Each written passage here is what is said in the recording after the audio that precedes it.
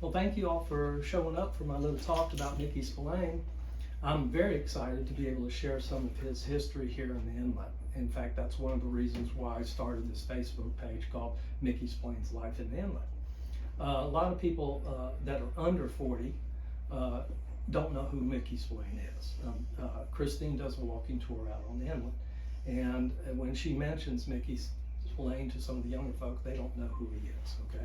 So to help preserve some of the history of Mickey's life here, I started this to start to get together some of the information. I had boxes and boxes, and they're scattered everywhere in storage and whatnot of videotapes, and I must have spent about $10,000 in photo processing and doing buying film, buying videotape, going places, and actually, you know how it is when you buy some equipment, then you have to buy the film, then you had to go get it developed, and then I was sending out press releases and things like that, so I have to make extra copies.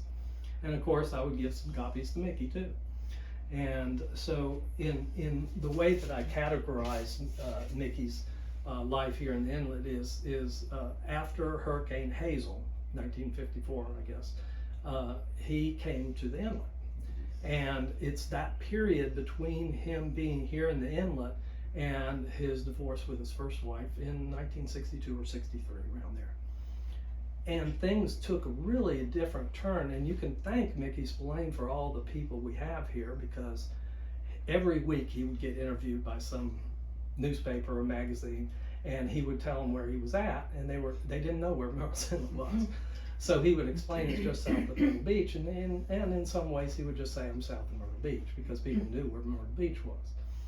But because he was on so many publications and he was so famous, that people would travel, they would come to Myrtle Beach, and then they would travel here to visit with Mickey and to interview him, and newspapers from all over the world would call him up on any given day, and he'd sit in his office and he would do an interview over the phone. Sometimes they would come in person and do a documentary or do some type of media event.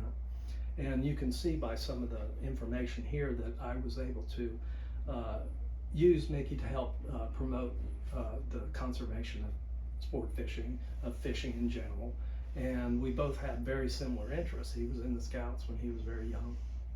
I was involved in the Scouts.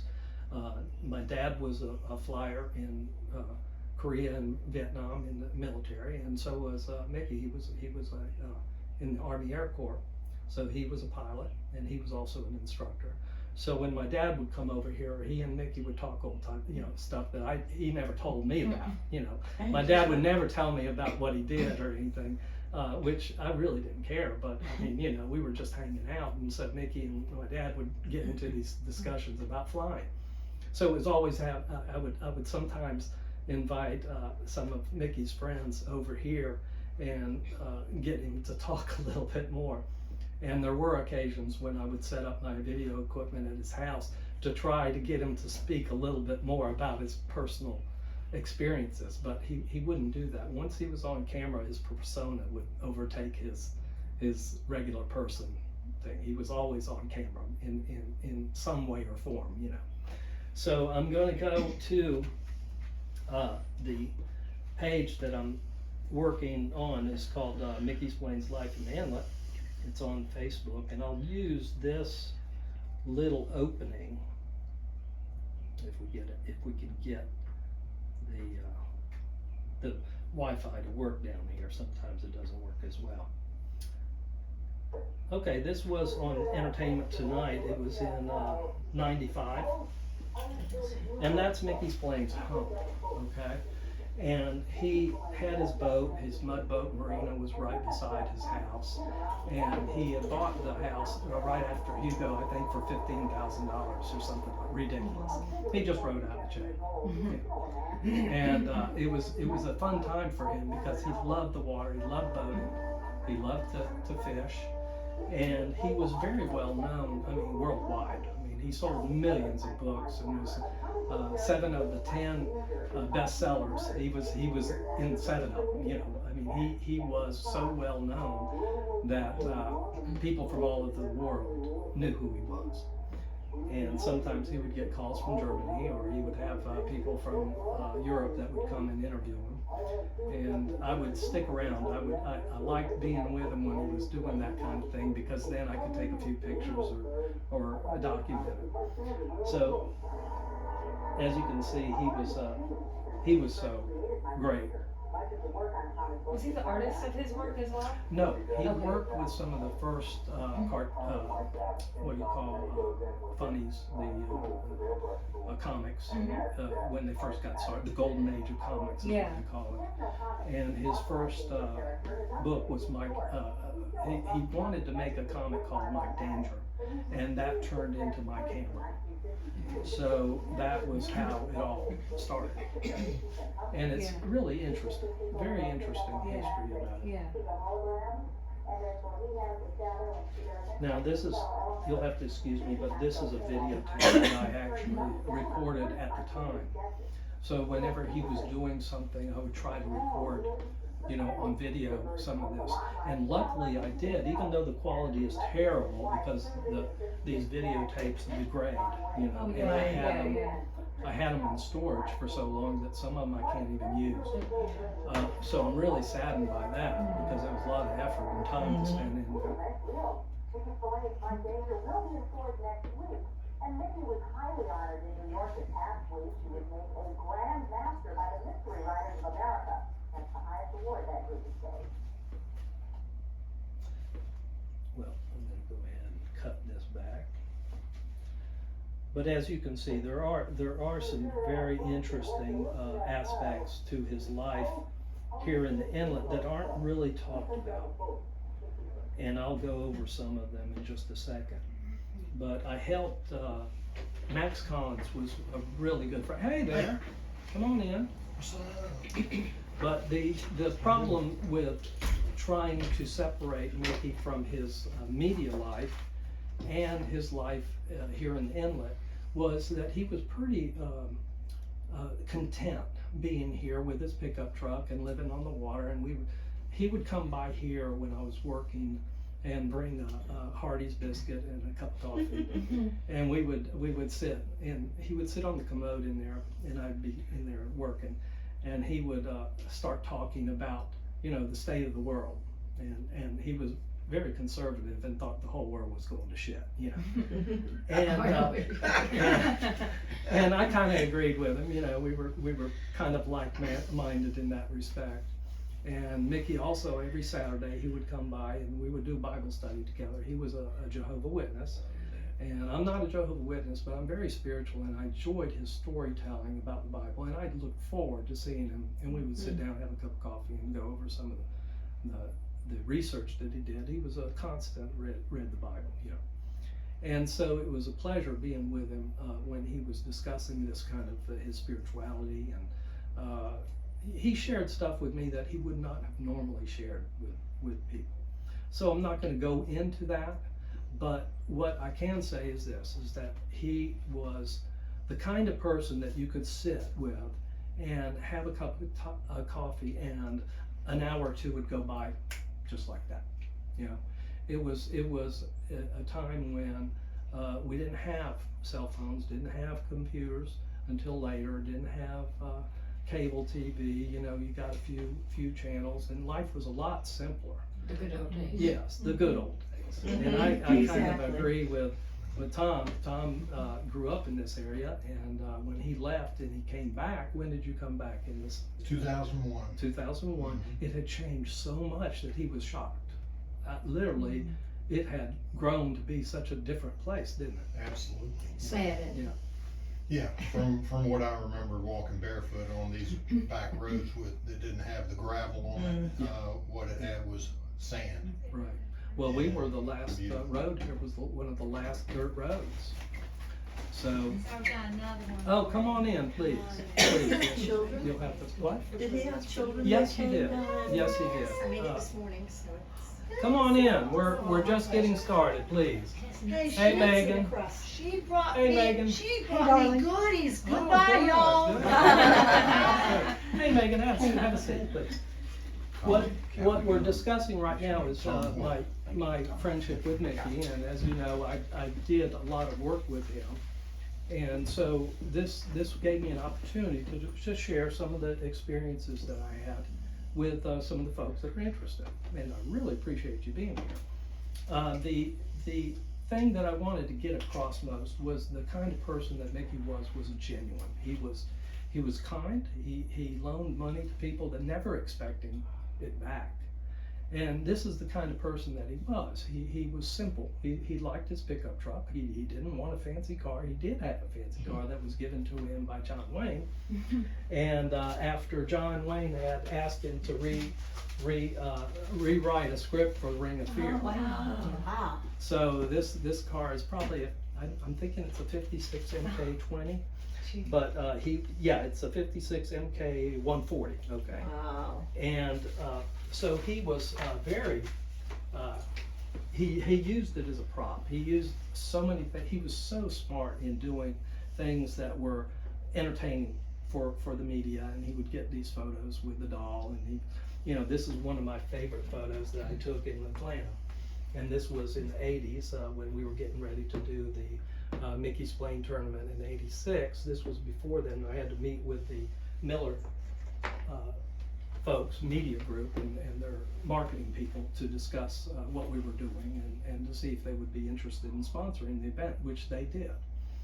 And then we had a bunch of the celebrities come down that were on Miller Lite commercials, and so we had a great time, just a hoot, It was so much fun. We would put some of the celebrities on some of the boats to go fishing in the tournament, and unfortunately, some of them got seasick. So when they got back to shore, they didn't feel up to doing any interviews. So we kind of missed out on that opportunity.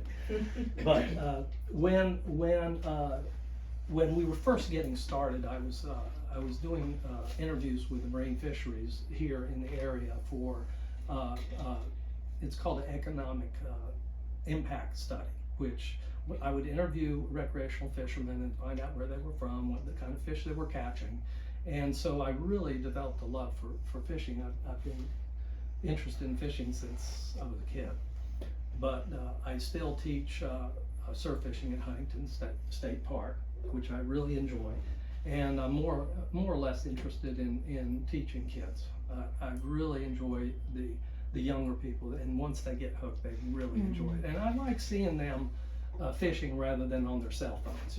Right. So I'm trying to get them interested in something that's healthy.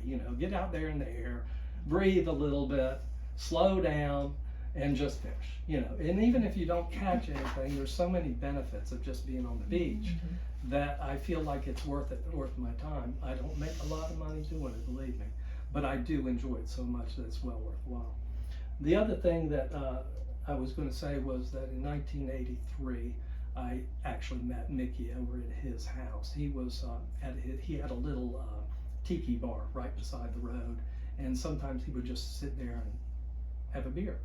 And so I was interviewing some fishermen out on the point, right on the water, where his house was, and doing some surveys, and he saw me and he invited me over to have a beer. And being summertime, I was thirsty, and that sounded good to me. I didn't know who he was at the time, but I thought, hey, if this guy's willing to give me a cold beer, I'll take it. Yeah.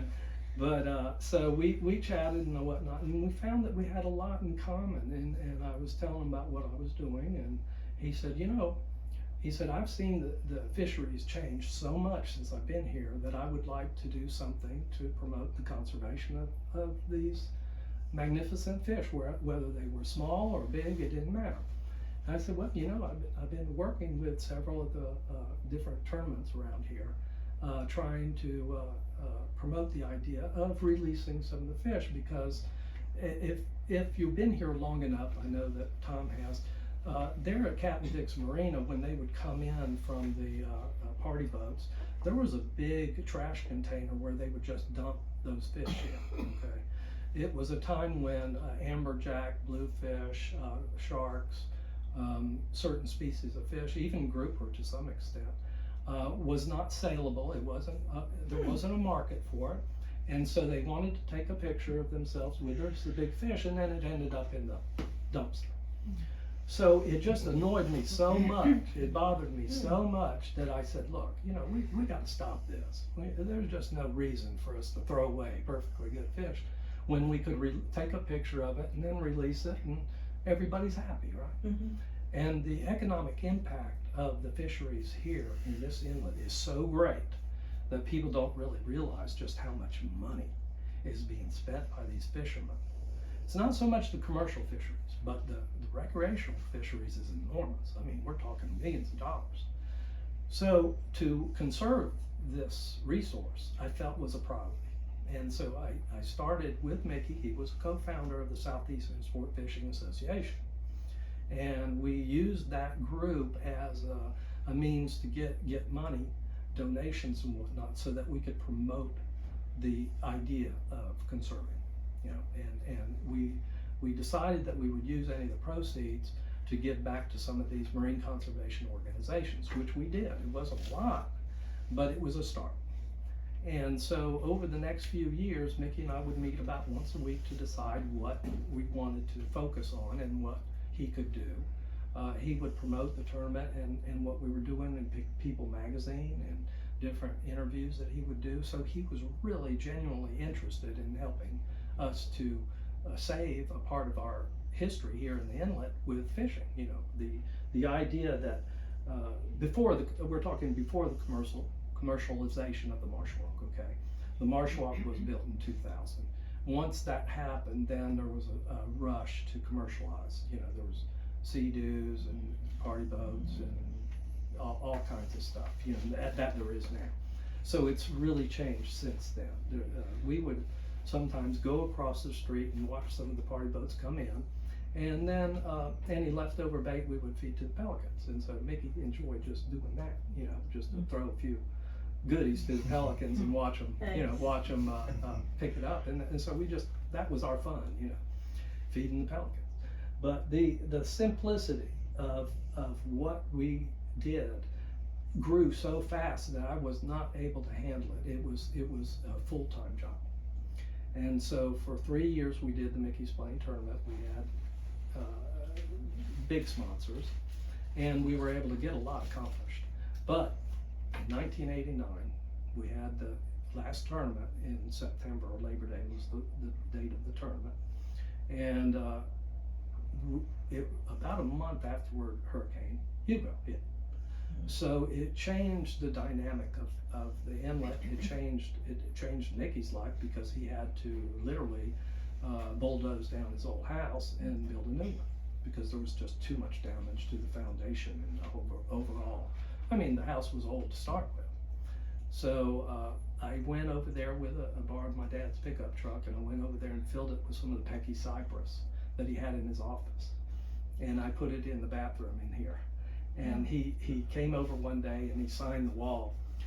This beautiful Pecky cypress, by way of Hurricane Hugo, is here in this bathroom, or whatever it says, you know. And so it was just a fun thing. But now I've still got it, and people that stay with us, we have a short-term rental here, that I tell them about the story about him, you know, and his signature there.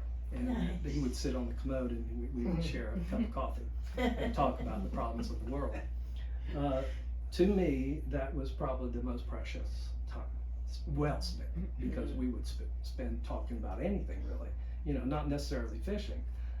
So it was a good chance for me to just enjoy his company. The other thing that I'd really like to emphasize is that there was really no monetary incentive for me to do this. This was strictly something that I donated my time for. And I enjoyed it so much that to me it was just a pleasure, you know, doing this kind of work. When we no longer could do the fishing tournament, for one reason or another, I started a video production company called Real Fishing Videos. And I did some work on television and locally, doing fishing reports, and I did a little segment on TV 13, and I did some other things that were really, you know, just fun. And then once I established the video production company, it was kind of a no-brainer to start doing a show. So I did a 30-minute show about fishing in the area, and one thing led to another. I got sponsored by Polaroid, and then I was able to combine my love with doing the Polaroid Tag and Release program. And so I was the editor of this publication, and I did research and tried to document some of the history of sport fishing in North Carolina and South Carolina.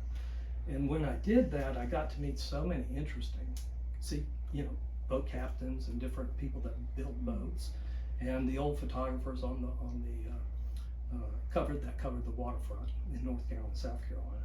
So I was able to get a hold of some of these old photographs, boxes and stuff. And I didn't really know what to do with it all. But I knew that one day that this history would be lost. And I had the foresight enough to save some of these things, because I had seen what happened to Mickey's old photographs that he had collected. He was a pretty darn good photographer back in the day, and he lost, I'd say, 75% of his photographs and books and correspondence that he had. And so I knew that there was definitely a need, because over the period of years, some of these photographs were being lost. People would pass away, and then they didn't know what to do with these photographs. So I would go ahead and purchase or save some of these slides or old 8mm reels of people fishing back in the 50s, 40s, and whatnot. And I tried to incorporate them in this publication. Like, I'm not sure if it's in here, but you would see some of the photographs of some of the fishermen and what they were doing and all that. So we covered, this is Mickey, and this is the Marine Fisheries Director here, North Carolina, and this was the director, let's see, Dale Ward, and this is Don Hammond. I keep forgetting some of these people. But in other words, we were trying to get documentation of what was going on around here, and I lucked out in that the director of the marine fisheries here in South Carolina was working on a project, doing a book on the history of sport fishing, and in 1998 he came over and asked me to use some of those photographs. I said, sure, great, that's what I got him for. So he grew up in the Little River area, and he wanted to document some of that history. Just like, and I'm not sure who the name is, but he's a guy that did a book on the fishing history here, and he did a little booklet too.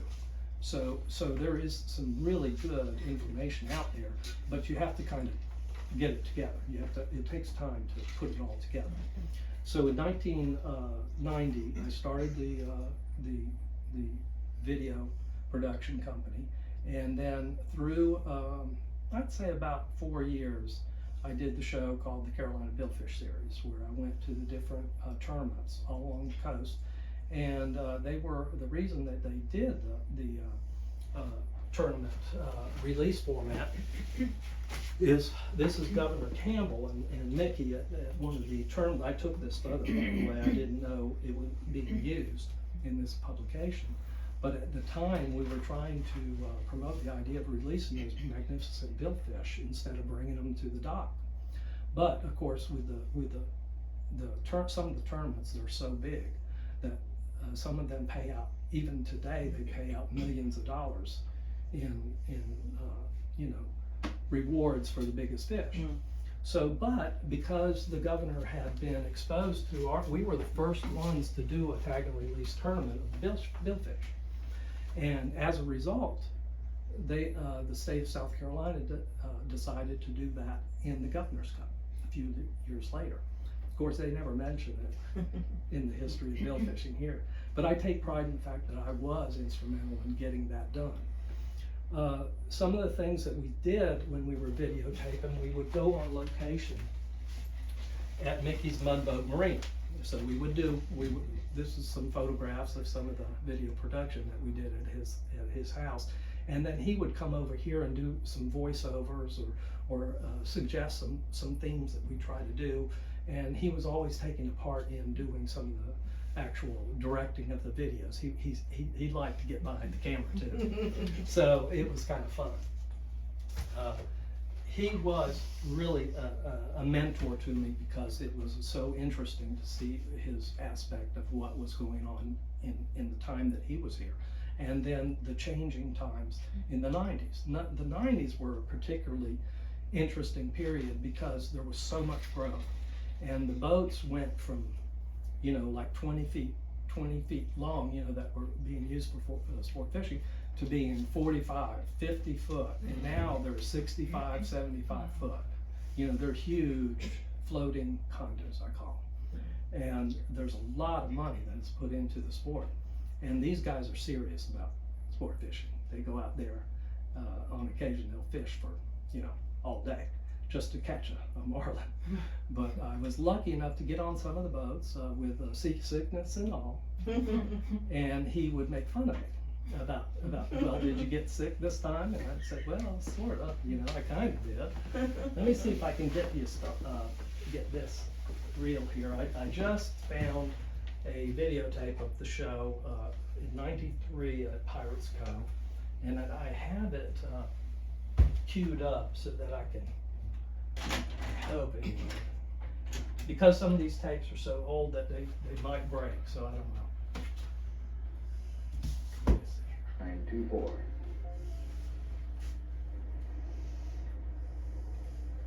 Well, what's he doing there, Mick? Hey, Paul, well, you're a young fisherman. Haven't probably seen one of these old-time fishing bats. You're at the point, aren't you? No. Well, we used to bring young, feisty fish on board with big snapping teeth and club them aside and knock them out. You don't do that anymore, even though they make them out of aluminum and whatnot. But these are great little presentation bats to put on your shelf to show that you are a great sport in fishing. Well, I'll tell you what, we're really glad that you had some of these made for us. Hey, everyone's different. No two are alike. They're made by a man named Darius Kinder up there in the Crescent Beach. Well, I knew North there. Carolina. He's Yeah, a real talented guy. I sure like the bats, and I know that the fishermen that are participating with us this year are sure going to enjoy them too. Well, we're going to give one to the outstanding achievers in the fishing industry this year. Well, great. I don't have to be achieving by catching. Let's achieve by letting them go back to where they belong. I agree. And in fact, at Pirates Cove Marina, where the 10th annual Billfish Tournament was held this year, I was up there. I went on board the Sea Mist with Captain Yeah, I know Johnny that Day. part, yeah. Johnny Day, now believe it or not, I went with him in Atlantic Beach, and he was telling me about some of the different things that he's done during his life. But he was one of the original fabulous fishermen from the Morehead City waterfront. And he runs a boat called the Sea Mist. It's a 42 Buddy Davis, and they're built up in the Manio area. Sure. In fact, Wanchese, they're known for some of the great sport fishing boats up in Hatteras and all, and they do some fine work, really great work. But this year's tournament at Pirates Cove was fantastic. Fantastic. I won't bore you with it. But as you can see, for about 3 or 4 years, it was a lot of fun. I just had a blast, And like I said, other than getting a little seasick on occasion, some of the waves would crash over the boat and they'd go over the top, And I would have to get my camera and go up on the what do you call the Flying bridge. The flying bridge, yeah. And I'd be looking down and I'd be going like this, and I tried to hold it steady. It was a little difficult, and by the time I got down, I went and laid down because I was out. It was like I was just totally useless at that point. So I don't know why they let me come on board, because I wasn't any help at all. But you were the entertainment. Yeah, they sure made fun of me back in the day about Paul, did you get sick this time? And that was the big going joke. Wherever I went, they say, hey, you can come fish with us, but we'll be glad to take care of you if you get sick. But we did have a good time. The show itself was pretty interesting in that we were able to, this is the cover of our local Sun newspaper, and on the cover they did a segment on a morning show on CBS this morning, and so they took a picture of us doing a segment of the show and they put it on the front page of the newspaper. Nice. And I thought that was pretty impressive. Yeah. I'm getting famous. And so we did that, and there's all kinds of different stories that I like to tell about Mickey, and one of them was his genuine kindness. I mean, he put up with me, you know, he put up with my crap. I was just learning, and there was times when I'd go over there and bother him, you know. I'd just be over there first thing in the morning with a question and all, and he'd be having his coffee, and he'd be having his Hardee's biscuit, and he'd be feeding the cats, and he loved cats, and so he'd say, well, just calm down, it's okay, don't worry about it, we'll, you know, we'll do another take. So we would set up in his mud boat marina and do another take, and so he really did deal with me in a good way, and so I appreciate his patience with me. I'm not going to run this too long, but if you have any questions that you'd like to ask, you could just go ahead, ask me any questions that you might find interesting about Mickey that I could answer for you. Did any of you?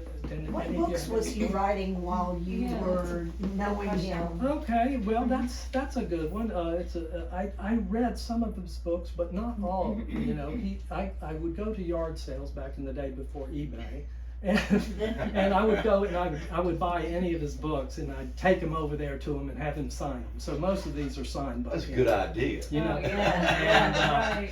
So I really enjoyed going to yard sales and finding some of his books, along with some comics and whatnot that I used to collect. And so yeah, he was just, you know, he was writing different books all the time. And I was lucky enough, very fortunate, and this book right here was the last book that he wrote while he was still alive, and Max Cons finished the book.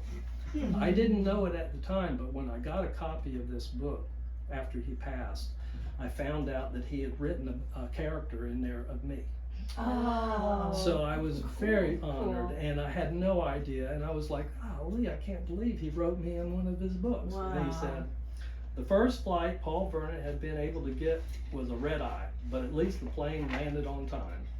He was ambling from the gate area into the terminal when he saw me wave, and I picked up the pace to join Velda and me. Flashing his infectious smile, a handsome devil with a full head of salt and pepper hair and a purely pepper beard. He wore jeans, and he showed a gray USC sweatshirt that his California idea of being ready for a New York winter. Fortunately for him, the winter had lately thrown in the towel, trading snow for rain. So I was just blown away when he did Wow, that. nice. That just really, and I was honored. I mean, I just didn't think that was going to happen. I had no idea he was going to do it. And that was the kind of person he was. And there were times when I would go fishing. I'd come back and I'd go over there. He was in his office, was above it was like a raised office, and underneath he kept his Jaguar. So I would go up the back steps and I'd go knock on the door. I didn't want to bother him.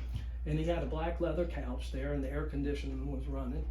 And I would tell him, well, I just got back from fishing, I hope I'm not bothering. And he was there writing a book. And I'm not sure exactly which one it was, but it could have been any number of them. There's one back there called Black Alley that he was writing when I was there doing that stuff, yeah. And there were several others, but he would be busy writing. I didn't want to bother him, so I'd sit on the couch and I passed out. And when I passed out, he would keep writing. Of course, he didn't mind me being in there. But every now and then he would wake me up and say, "Hey, could you quit snoring?" I don't mind being in here, but quit snoring. It's distracting. But it was fun getting to see him do his work, and I really did not read a lot of his work. I'll have to admit, I was not a big fan of the mystery novel. I was more interested in fishing books, and he kind of helped me when I went out to California to videotape his daughter-in-law, Jane's daughter. He went with me to different bookstores in San Francisco and on the waterfront there, where he suggested that I read certain books, you know, and Cannery Row, which was really popular back in the day, and do you remember who wrote Cannery Row? Or Steinbeck? Steinbeck. Yeah. That's it, Steinbeck. So he suggested I read some of Steinbeck's work. And then he said that one of his favorite movies was The Old Man and the Sea. Was Hemingway. And Hemingway and Mickey were kind of rivals in a way, because Mickey sold more books than he did. And so Hemingway kind of I don't know if he really appreciated Mickey or knew that Mickey was there, but he didn't have any interest in what Mickey was doing. But Mickey had been doing a lot of work in Florida, where he dove with Mel Fisher. He did all kinds of stuff. You know, he was very adventurous, and so they knew each other, but didn't really speak. And there were some stories, in fact, I think it's in Jane's book over here, My Life with Mickey, where she describes that they were at a famous bar in Key West, where he used to go, and there was a picture of Hemingway up there. And so Mickey gave them a picture of him and signed it, and they put it next to Hemingway. Well, Hemingway came into the bar and saw that, and he said, "I'm not coming in this bar ever again if that picture's going to stay up."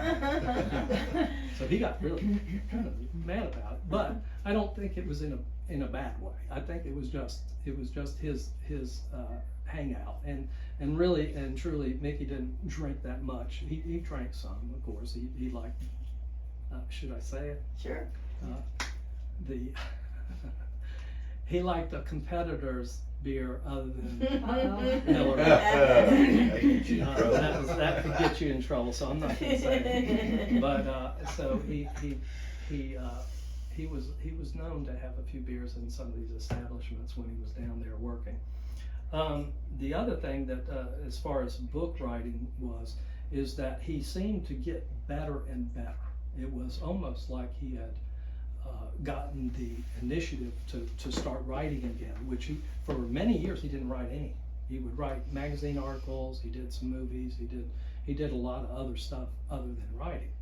And so you can find out more in that biography that Max did about what was going on at the time. So I'm not going to delve into that, because it's pretty well known as to what he was doing. The other thing is that there were some misconceptions about Mickey and drinking and writing risque, material, because he was a Jehovah's Witness. So it kind of conflict with his spirituality and the media. So they would play up on some of that stuff, trying to get him to say something about it. But he never did. He kind of washed over him, and he didn't really think about it too much. Anybody else got a story or any information that you know about Mickey? He enjoyed people, didn't he, Paul? Yes, he really did. He did. I had, as I told you, I had one evening when I was on the board of directors of the Eden JCs, and of course Mickey being a Miller All-Star, and the Miller Brewing in Eden, North Carolina was the largest in the Southeast at the time. He wound up coming up, spending an evening with us at the country club, a quite enjoyable one. And of course he was signing books and meeting people the next day on the 4th, but he really did. He enjoyed people. Yeah. Tom, you have a story about Mickey here in the inlet? Well, yeah. Passed on by my aunt Genevieve Peterkin. She was a local historian and writer, poet. And artist, and she was good friends with Mickey. But anyway, one day she was working for Tommy Chandler in the Anchor Inn restaurant, and the Anchor Inn was in the parking lot where Bovines is now.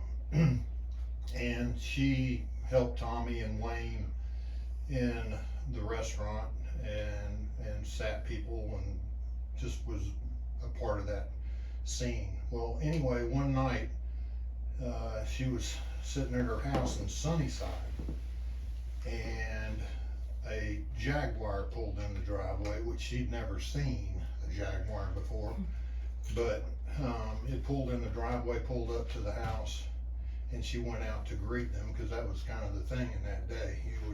Somebody pulls in your driveway, you don't know who they are, you go see who it is. And she went out and introduced herself, and this young man was looking for Mickey Spillane. And she said he was handsome as could be. And she just didn't, had no idea who he was.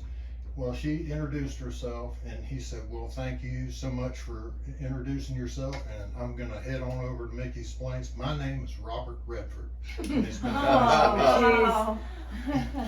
So anyway, he took off and went to Mickey's house, and she gave him directions. You turn over there at the car wash and go down Cedar Point and back in there. But anyway, she got back to the restaurant, and she was working with the wait staff, and they got wind of somebody important coming by. She said, oh yeah, this young fella came up and he introduced me. He said he was in movies and whatnot, and his name was Robert Redford.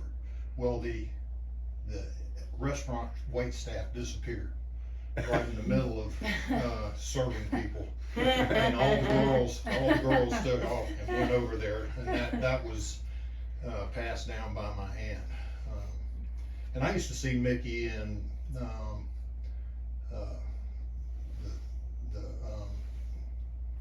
Annual arts and crafts. well, that was my first recollection of him, really, was the first Arts and Crafts Festival, and he set up his little table with his books, and you probably got that one up there. And I bought a copy of it because it had a half-naked woman on the front of it, and I thought that was really cool. I was probably 16 or 17, and I was like, I can buy this from you. I wish I'd have gotten him to sign it, but I didn't. That was my first recollection of him, and then I would see him in Lee's Apothecary. He'd be in there, and he's always he seemed like he was a fixture in there more than anything. He would kind of hang out, and I'd go in and get my meds and leave, and he'd still be in there talking to people. So that was his place in the inlet. Yeah, his best friend was Don Watts, was a local builder here, and they used to get together back in the day, and he was a hoot. Don, I invited Don to have breakfast. I would cook some eggs and some sausage that Ian and I would make at his house, and so I wanted to share some with Mickey, and so we did. I'd invite him for breakfast. Now these guys, they get up at 4 o'clock in the morning, so I had to have things ready by 5. And if I was late, they wouldn't show up, because that was their that's when they were on a regular routine. I had breakfast at 5. So I'd invite my dad over, because he was up at 5, he was up at 4 too. He'd get up, make a pot of coffee, and read the paper. So we'd get together upstairs, and I'd cook some biscuits and whatnot, and they would sit and talk. And so I would just listen in on this kind of stuff. And Don and Mickey would talk. Then my dad and Mickey would talk about flying, and then there'd be a good little conversation in there, and then they went home. That was it. Once they had the biscuit and coffee, they were gone. But those are really precious memories. Anybody else got a question? Is the car still in the family? I don't know. Bill Robbie was a good friend of Mickey's, and he had a garage over past the Socket City Bridge where Mickey would take the car to be worked on.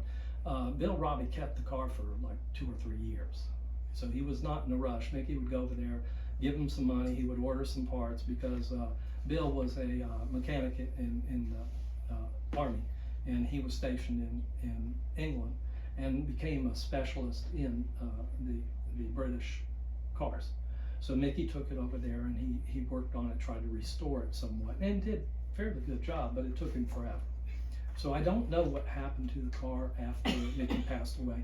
I imagine in 2017, a lot of his correspondence, different things that he had, memorabilia, was sent to New York and was auctioned. So that was a way for Jane to get some money to support her lifestyle. And it's a shame, because there was some talk earlier about doing a small museum here in the inlet with Mickey Spillane's stuff. I was gonna donate some of my stuff, photographs and whatnot. And Mickey had indicated that he would have liked to had the car as a showpiece, you know, as a an example of Right. something, you know. Something people could go and see. And that go was see his- it, yeah. And I think it was a great idea. But of course, things change, and people are not as interested in Mickey after he passed.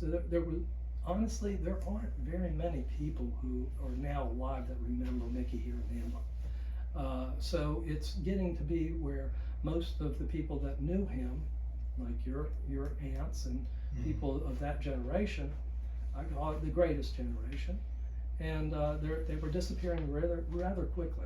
And some of my friends are gone, and so it made me kind of sad, and it made me want to focus my attention on preserving his memory. Oh, absolutely. So that's why I started the Facebook page of Mickey Spillane's Life in Inlet. Well, you can count yourself as being a good chef, because he must have taught Mickey, and Mickey fed Seth the best breakfast he ever had. So I'll tell you what. Now maybe Mickey that was a your pretty biscuit. decent cook. He introduced me to fried smelt, which is a kind of a northern dish for breakfast, eggs and smelt. And so he kind of let me know about that kind of thing, and I enjoyed it very much. I liked learning from him. He was a mentor to me, and so my experience with Mickey was a learning experience as well as a friendship, and he taught me a lot. So that's about it. That's the end of the talk. Has anybody got another Does the question? family still own that property? I think Jane still owns the property. It's probably worth about $10 million right now. It's, Oh, you know, probably. I mean, the land prices around here have just tripled, Oh, tremendous, tripled. yeah. I bought this place, let's see, in '81 for $49,000. You know how much Wow. I paid for my little place? I don't know. About 47. Oh, really? 47,000. Oh, that's wonderful. It's paid for and it's sitting there. What and year was everybody wants that? it. What year was that? Oh, I've been here, owned that house 30 years? I would say, yeah. I've been here, it was 30 years ago. I've been in Surfside for 30 years as well. I'm beginning to wonder if they're gonna leave a lot over there. I worked for a doctor, and our office was over close to where the old post office used to be, and I walked at lunchtime, and this was my woods. It was all, remember when that was woods and nobody knew whose house that was? There's And I a climbed through the woods. great picture on Facebook right now of an aerial view of the old government dock. Have you seen that? Oh, yes. And I all put the that on. greenery in the Oh, background. and Yeah, I it was know. thick. Wow. It was Yeah. thick. Well, I climbed through that greenery and found my house. Right, And it was an old abandoned house. right, There's a big story behind that. yeah. And nobody, and apparently people had tried to find out who owned the house and couldn't. Well, I had a friend that worked at the post office. She was a patient and a good friend. And she was higher up, and she said, Rosalind, I can tell you how to find out who owned the house.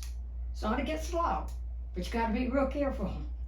And so, my then husband, and his father was a retired real estate broker from Camden, South Carolina. They lived over on the point. And I told them, I found out, but the man lived in Anderson, South Carolina. And I climbed through the woods, climbed through the window of that house. Yeah. And the old fish, remember the old fish, commercial fish? You were breaking and entering. The window was broken. Nobody broke, right? The old fish. No harm The done. window was already The broken. fishermen from the commercial fish house were using it for their little Yeah. place. Yeah. And I found out the man was from Anderson and was living in Anderson, that his bedroom shoes were still by the bed. Oh, gee. He had had his supper because his plate, knife, fork, his spoon, and coffee cup were still in the sink. Oh, He, wow. he ran in the middle of the night. He was a hoarder. And the loft, it was then an attic, was so full it took us 5 days, 4 people, 5 days to empty that. I did not realize that. That's Wow. Where was this house?